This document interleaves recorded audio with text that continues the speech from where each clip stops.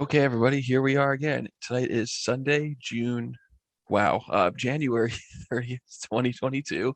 I don't even know what time of the year it is because apparently I'm very excited for this next episode of our podcast, the KBMR Studios. Before we get started, I just wanted to say everybody Happy New Year. Welcome to our show. And I guess let's dive right in. First things first, let's talk about the Royal Rumble from last night. Whew. I'm just gonna sigh The like that. garbage. He doesn't fucking need it. He doesn't So wait, fucking need so it. wait. Let's. What are your thoughts? Let's talk about. We'll talk about the male first. The male Royal Rumble. And we'll talk about the men's Royal Rumble. Well, first off, honestly, for me, I thought AJ Styles was going to be the winner, but as we all saw, Yes. he got tossed out by some mid Carter. What the hell was his name again? I'm sorry, I don't mean Nobody. to be disrespectful, but Exactly. yeah, Exactly. yeah. I mean, Yeah, can you answer this question for me? Can shoot, you answer this question for me? Was it me or there was just a bunch like nobody's match? Like usually they ask people like former wrestlers or they just like try to mix it up. I just felt like this year there was nobody. yeah, I feel like the only main eventers that really stood out. I'll give the credit. This might be unpopular with the internet community, but I'm gonna fucking do it anyway. Sheamus, he's won a couple world titles. Maybe he could have. He was there. Randy Orton didn't come till the end. Same with McIntyre. Well, maybe McIntyre a little bit sooner, but Right, and Orton was only in the match for like what, 5 minutes, not even. yeah, he threw out Brock threw him out with that without him getting like any offense in whatsoever. Right. And then McIntyre just gets F5'd over the rope. No big deal. Like, I was texting with my buddy Alex, who let me use his Peacock account to watch the Rumble. And he was texting, he's like, oh, okay, since Lesnar lost his title earlier, he's going to be number 30. And I was just quietly praying, hoping that was not the case. But as soon as the last countdown buzzer went off, I'm like, this match is about to end with this guy. And then Brock comes out. I'm like, I was just ready to shut off the TV. I was like, you know what? Like Vince McMahon is so out Yeah, of for touch. Like, him this match doesn't need to to come out. happen. How many WrestleMania main events need to be rejected by the crowd before you realize nobody wants to see Brock versus Roman? Like, I get it, Roman. Okay, they're switching roles now. This time, Brock is the good guy or whatever, and then Reigns is the heel, which he's amazing as a heel. But number one, we've seen the match so many fucking times. You know, do something with like Lashley or like that's the big deal. It's like the big problem that they put so much time and energy like into everybody, else losing to like Reigns or like how they did losing to Cena, and they don't have any like big names anymore. Like how many people have to leave the company or get released, before you realize that you got nobody left? Bray Wyatt, Braun Strowman, even Jeff Hardy. I mean he kind of got himself fired for walking out of the match in the middle of the house show, but like you're gonna look around and be like, oh, it's just Roman Reigns and Brock, and Brock's not even a full-time wrestler. Brock Lesnar, if you're listening to this, I don't mean to be disrespectful, but WWE has this pattern of, oh, let's just get these part-timers, some of which are past their prime. I think Brock can still, deliver a good match. He's still, he was an amateur wrestler, UFC fighter. He had a run in WWE, back in the early 2000s, so he can still put on a good match. But like, why it just undermines these guys who are busting their asses to get to the next level, like the New Day, even Bobby Lashley, pretty much all of Well, NXT. let's admit the whole Bobby Lashley versus Brock should have like 15 years ago when they were both on SmackDown. They were both in their prime. It would have been a great storyline, but it never happened between the both of them because the both of them decided to go to MMA. And I'm sure there was something with the whole like Batista, one in his prime, things like that. And I didn't realize Bobby Did I Lashley not say was, that to you like a month ago? yeah, they let this go by the wayside way too long. And I didn't realize Bobby Lashley was 15-2 in MMA. Like that was, or was it 15-3, something like that? That's like Pretty nice. think Brock was Yeah. 5-3-1. So I know there was the one that got overturned because of the post fight drug testing. Right. Like I don't. It's like what WWE needs to do is they need to sell. Vince McMahon should sell WWE to like Fox or some other entity. Like people who actually have that creative mind. That's just like not look Roman Reigns, Roman Reigns, Roman Reigns. Like no, it didn't work. It's gonna backfire. It's backfired on him just like it's backfired on guys like Cena and all the people that you try to push as like a really hard go home baby face. Yeah, I mean, I was really hoping that Rollins would have won against Reigns and won the title at Royal Rumble. It would have made some type of like big excitement there. And then not only that, for no, I mean for Lesnar to lose, but then maybe they should have had a rematch, not at Mania, but something else, and then have someone like McIntyre win the Rumble again, or just I'll be honest with you, I was really hoping for AJ Styles. I thought they were going to give AJ Styles bring it into a good match, make something with him and Roman or him and Rollins, just like a really good match at WrestleMania. But Oh, those two lo would and tear the behold, house down. we've been watching. Right, we've been watching literally the same match for what 2 or 3 years. It's always got to be Roman versus Brock. Uh, what do you call it? Rollins versus whoever, or it's just like the same repeat over and over. And then the thing that pisses everybody off is like, do you think Roman can win a match by himself? Like, no, there's got to be a DQ. The fucking excuse my French. The fucking Usos have to like step in. It's just like, no, we just want to see you win a match by yourself, not with Paul Heyman, not with your bloodline, this, that, and the other. That's the problem or the issue that's been going on that people don't like. We don't want to see that. Yeah, Paul Heyman or whatever fucking side he's on, he's siding with Roman. No, he's gonna side with Yeah, Brock. No, he's siding with Roman. Like, make up your fucking mind, dude. Like what needs to happen yeah, is Heyman needs to get the shit kicked out of him for being so two-faced and fake. Like, I don't know where they're even going with this. Like, I can't right. even watch this shit anymore. Like, I think one of the common opinions behind the scenes is that the reason why they brought Brock back into the fold was because when CM Punk debuted on AEW and like the fans were like going apeshit and it caused so much buzz, like WWE's like, okay, how do we compete with that? Oh, let's bring back Brock and have him just beat the shit out of Cena after Cena loses to Reigns at SummerSlam. Like, it's like I wish we could go back in time to the Attitude Era and never leave that era because what the shit turned into today, uh, that's what I feel about it. That burp right there describes it all. I'm just, I don't know, Yeah, man. no, it gets annoying because you feel that the writers aren't doing what the fans want. You feel like they're making it more of like almost like a popularity contest. Am I right or am I wrong? It's like, It's like okay, Reigns isn't going to give up the title today, but 3 years from now, he'll eventually give it up. shit, dude. At this rate, it's gonna be like Bruno Sammartino. How long did he hold the title for? Like 5 years or something like that. Oh, I have no idea. Yeah, it's like No clue. he's literally But holding that but title but hostage. like right. Issue too is, let's be honest, we want to see people actually like compete for the title. Meaning like you want to see people actually like there's got to be some form of like excitement there. Like there has to be something where it's like I don't know, watching whatever it is, but I feel like they do that more now with like the Intercontinental title, the US title, the tag teams. It has nothing to do with the world title anymore. They're just like, oh, well, we'll throw in so and so. He hasn't wrestled in over 10 years, but no, one shot. Yeah, like or even have Styles win the Rumble, Rollins win early night. Have those two guys headline WrestleMania, like a technical Right, masterpiece.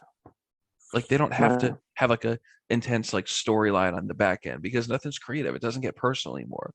Triple H running over Steve Austin with a car. I mean, is that a great scenario to think about? No, but it's storytelling. Like make it personal. Like build that true like Right. good guy versus bad guy animosity. It's Because eye that's what, catching. yeah, like that's what they had in the Attitude Era. That's what they had in the Ruthless Aggression Era.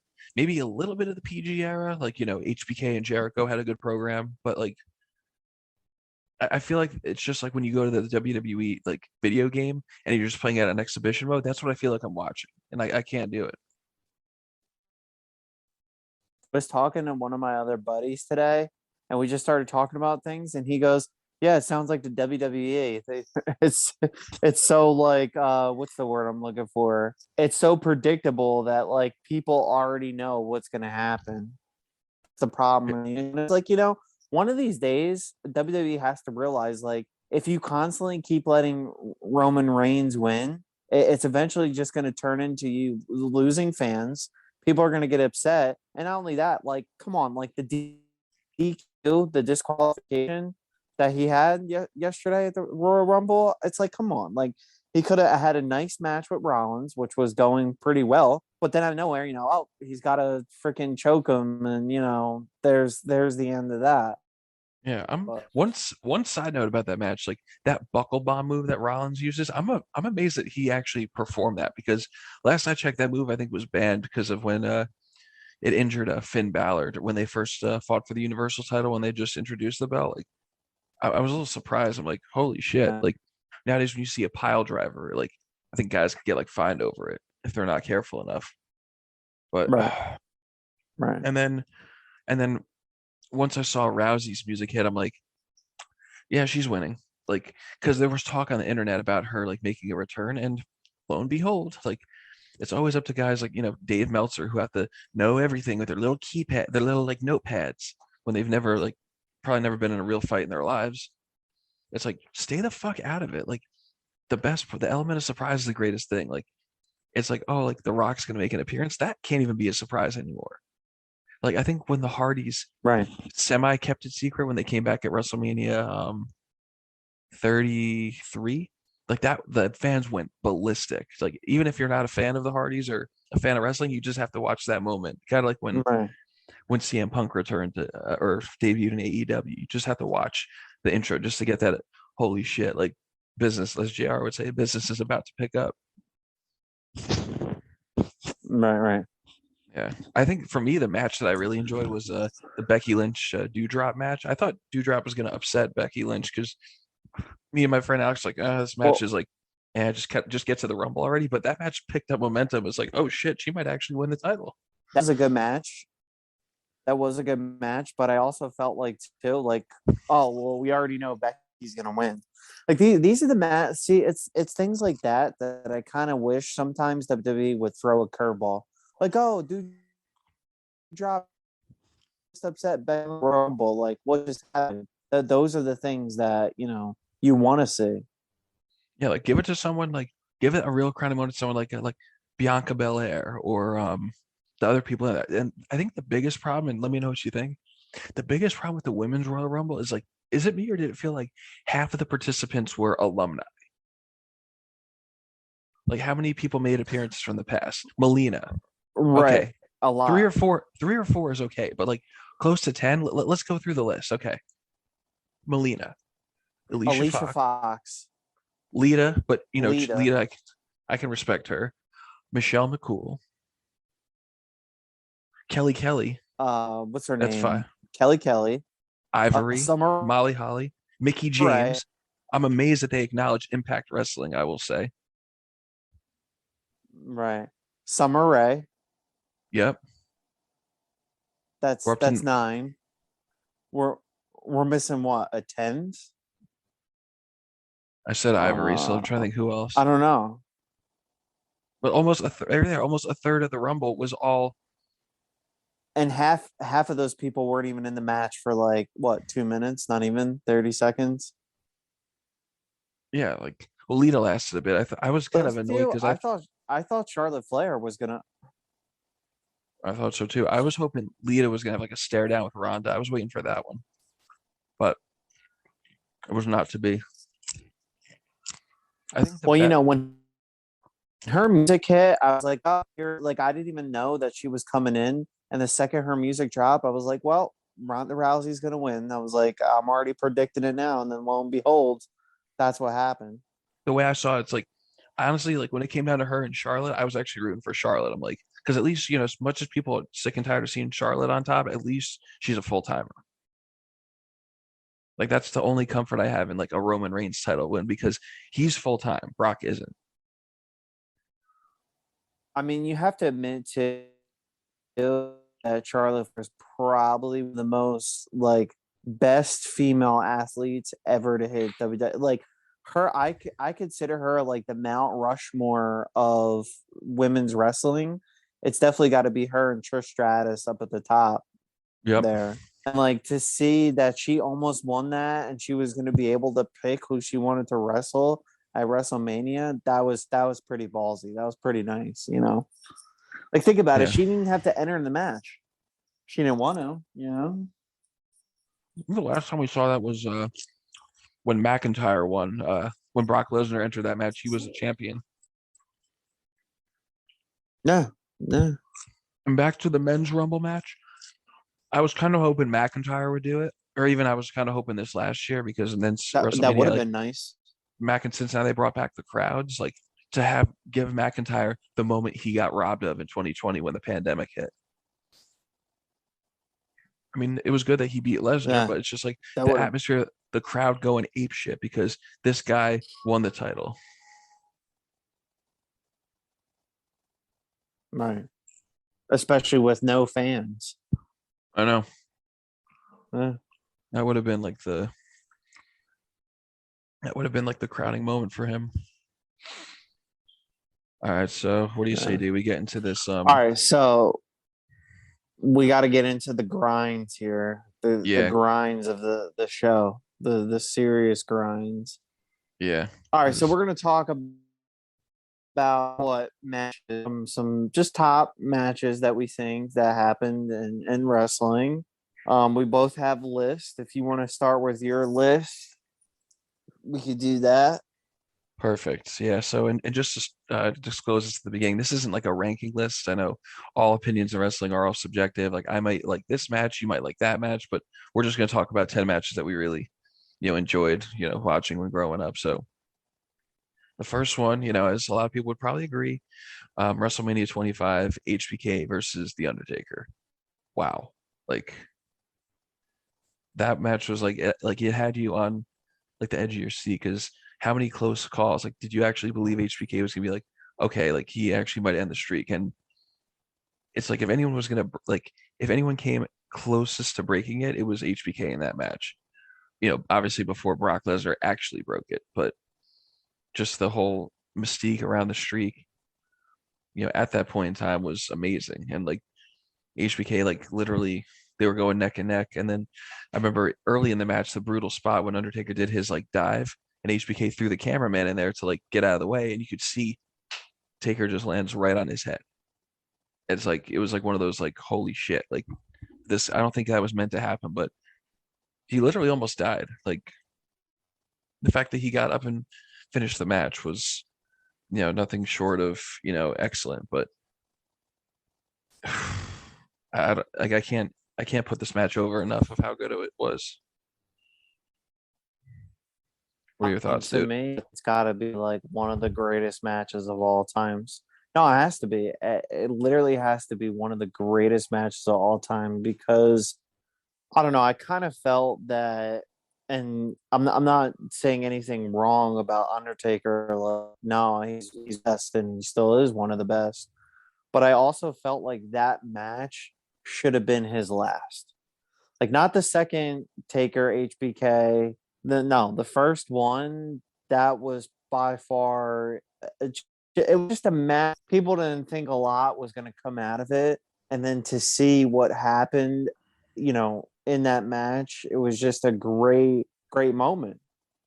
Like it was a moment between two icons where they literally brawled it out, and the match lasted for a while too. But I also thought that it was just one of those that like it's got to be up there, maybe top 5 matches, if you would agree with me. Of course, I think a lot of people, consider it to be the greatest match in WrestleMania history. And, a lot of great showdowns there, like with icons, one of the ones that comes to mind, which I will say, for those of you who are banking on this, unfortunately, the honorable mention is Rock Hogan. Just the atmosphere of two generations colliding, like that kind of iconic showdown was like the one for the ages that everybody remembers. But Taker HBK, show that no matter how old these guys got, they still had plenty left in the tank, and they could still, put on an amazing wrestling show.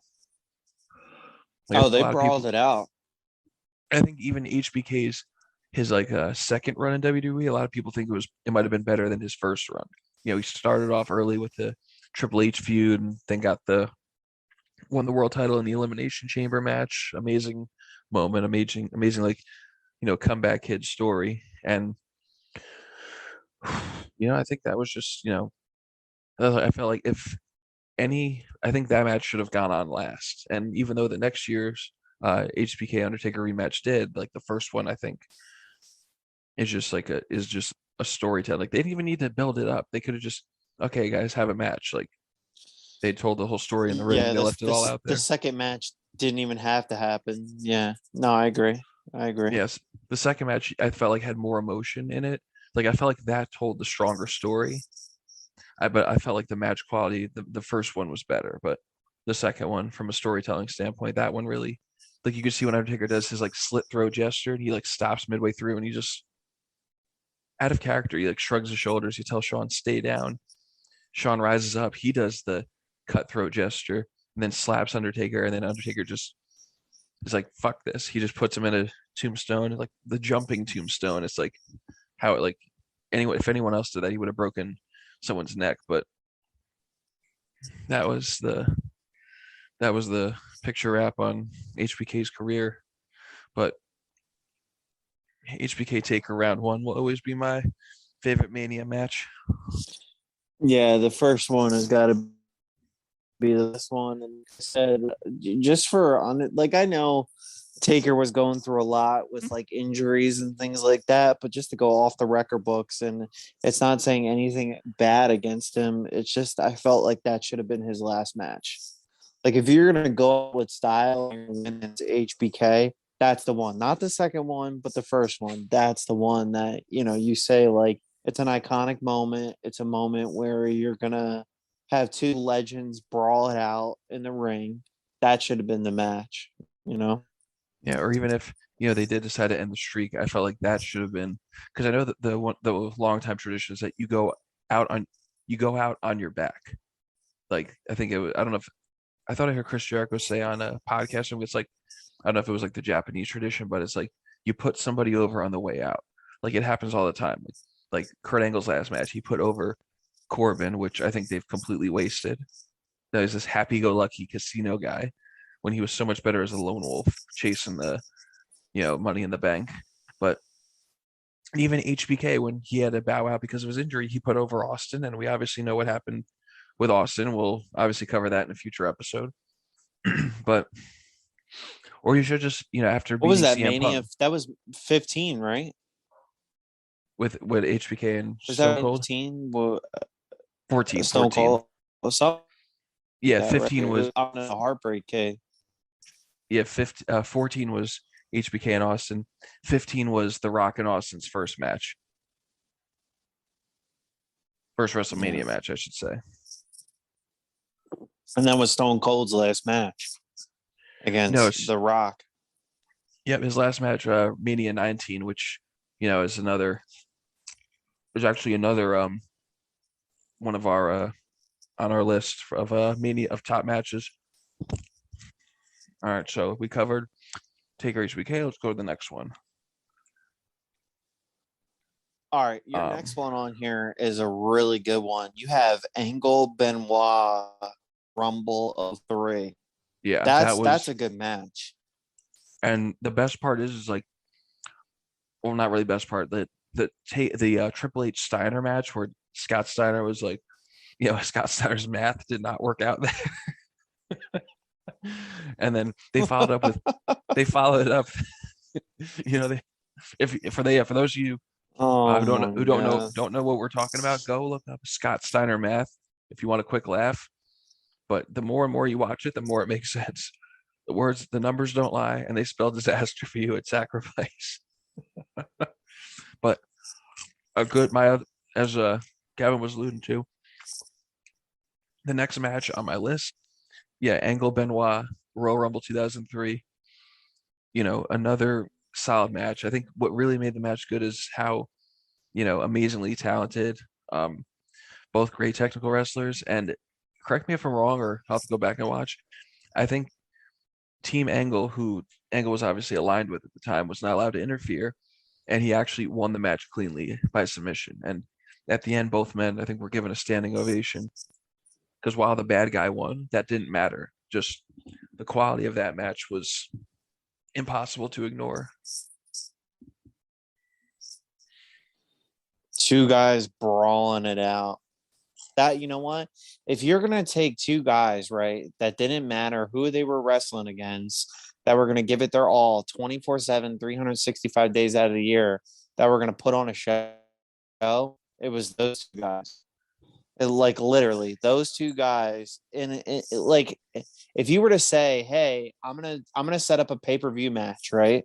And I'm gonna take Angle and Benoit and I'm gonna throw them in a match no matter what it's about, right? The two of them are just gonna get it. And they got it. Benoit won the world title, and he's not a big dude at all. No, it's not a big deal, but he can out wrestle anybody you put him in the ring with. Like that kind of Angle Benoit technical showdown, dude. I'm looking at is like how those are like combinations that like you rarely see. Like think of so Angle Benoit, Brett and Shawn, Daniel Bryan and CM Punk. Like there's very rare matchups that you have like where it's like a technical masterpiece. Like imagine if we saw like Eddie Guerrero, like or Owen Hart versus Kurt Angle. Like imagine if we had a chance to see that kind of showdown, or Kurt Angle versus Kurt Angle versus Kurt Hennig, Mr. Perfect.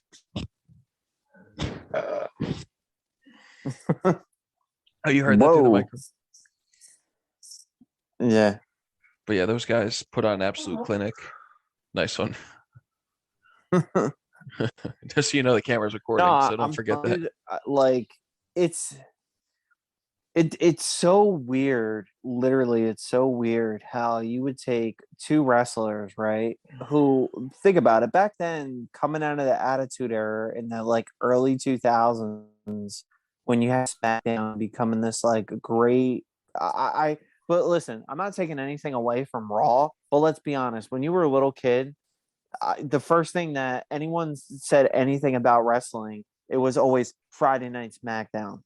Friday, like when they got rid of Thursdays and they went to Fridays, that was the only thing that everyone talked about. And I felt like SmackDown just had like the best wrestlers, obviously the most underrated too.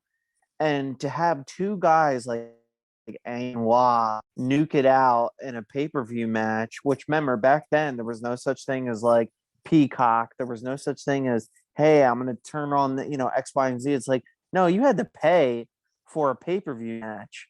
And for them to set it up the way they did to, iconic wrestlers like that. I mean, dude, I'm watching clips right now of the match, and the two of them are beating the piss out of one another, Yeah, almost like they owe each other money. Like, yeah. And yeah, pay-per-view match, and pay-per-view wasn't cheap. It was upwards of like $50, like, and then 60 if you get HD, and then WrestleMania HD was like what was that 80? Once every couple months?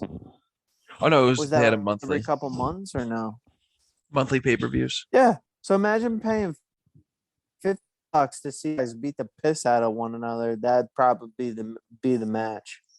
And the shitty part is that like of all the pay-per-views, not every match is like that kind of excellent in quality. I mean, you got to have some like dud matches that have more creative like background stories. Like Benoit and Angle, it was really just a battle of who can like be like the greatest technical wrestler. Like Benoit always proclaimed himself to be the greatest technical wrestler, and he backed that shit up. Like he could take, you could put the most like hard, you could take like the worst wrestler in the world, put him in a match with Benoit, he'll look like $1 million. Benoit always could carry the match, but with Benoit and Angle, both guys were so talented. Like for each other, it probably felt like having the night off. So they could wake up at like 3, 4 in the morning and still put on a clinic. Still have like a solid 5-star Let's match. not forget that. Let's not forget all the German suplexes too. Like nothing against Brock Lesnar and Suplex City, but if you had to talk about German soup, was always one. Yeah, because like they did it as just like a filler move. Brock Lesnar does it to cripple the fuck out of you and then finishes you off with the F5, like final boss technique. Yeah. But Benoit, Guerrero, even Guerrero too, he fits in those guys. And another episode we'll have to go over the SmackDown 6. Nah, that was a good one. All right, so you got on here number 3. You got TLC at Mania 17. Explain yourself, my friend. Yeah, that was like of all the specialty matches we've seen over the years, that was probably one of the best ones to watch because 3 tag teams, they proved that you didn't have to be in the main event, kind of like how Benoit and Guerrero did. They proved that you don't have to be the main event headlining act to steal the show. Like TLC 2, I think it was 2 or 3, but the one at Mania 17, like especially the spot when Jeff Hardy's trying to grab the belt, but the ladder gets pulled out from under him and he's just hanging from up there. Edge dives off the ladder, hits him with the spear in midair, Oh, and he Spirit, yeah. that Oh was my like god. Jeff Hardy's poor tailbone. It probably felt he hit the canvas, but that was another definition of like, you know, superstars like really putting their bodies through hell and back. Bubba Ray and Matt fall through off like a 20-foot ladder through like 4 stacked up tables. And Wasn't one of the ladders cracked in half too? Like didn't Hardy jump off one of them and do like a almost flip on one of them and it cracked in half on the side of the match? Like meaning the side of the ring. Like he put the ladder between the ring and the stand or something. I don't know. that was WrestleMania 23, the Money in the Bank match when he crushed Edge through the ladder. I know exactly what you're talking about. Yeah, that was Mania 23. But Nah. the ladder matches of those guys' careers, like that really set the tone for, taking it to the extreme. And not to take anything away from ECW, but TLC was the match that you wanted everybody to watch. Like you could watch that match 10 times in a row and still not get bored of it. Oh yeah, too. And you want to talk about what do you call it? Tag teams. Like this, you don't ever see matches anymore. There's it's like a lot of what do you call it? Props. Like they still have TLC as a pay-per-view, right? Don't correct me if I'm wrong, but I also feel like too now it's kind of like you're almost predicting. Or back then it was just like every man for themselves. If I'm gonna throw you through a table, guess what? You're gonna get thrown through a table. Yeah. They don't like those specialty matches, like you don't really see them as much. Like even remember like the hardcore title, like before this 24/7 title BS, like that was fun to watch. Like how many Yeah. segments you'd see superstars like fighting in like restaurants and subway stations or even like in the back alley. Backstage. Yeah, exactly. Like or even like inside like Mall of America or whatever. Like that was actually entertaining. Like it reminds me of like the The good segment old too with days. like when you had like Stone Cold and Booker T in the grocery store. Like they don't do shit like that anymore, man. No, they don't. Yeah, TLC was like Those things that. were eye dropping too. It was like no way. Like did Jeff Hardy just take that spear from like over 20 feet in the air? Like that's plywood that they're landing on. That you can't really brace yourself for that. Yeah, no. Back then, such thing as like these special effects, like skinny tables and ladders that really don't hurt, and this, that, and the other. Yeah, I think some of the ladders are made of wood, like the one that Jeff Hardy put Edge through at the Mania 23. I think that was made of like some kind of wood or like breakaway material. No, But TLC, WrestleMania 17, you definitely gotta go back and watch it if you haven't or if you've never seen it. It's an amazing especially match. people who interrupted the match. Oh yeah, Rhino, Spike Dudley, Lita. It was Yeah, just those three. Yeah. it was just an all out brawl, which again you don't see those anymore on wrestling. Like just these all out brawls that go hand in hand.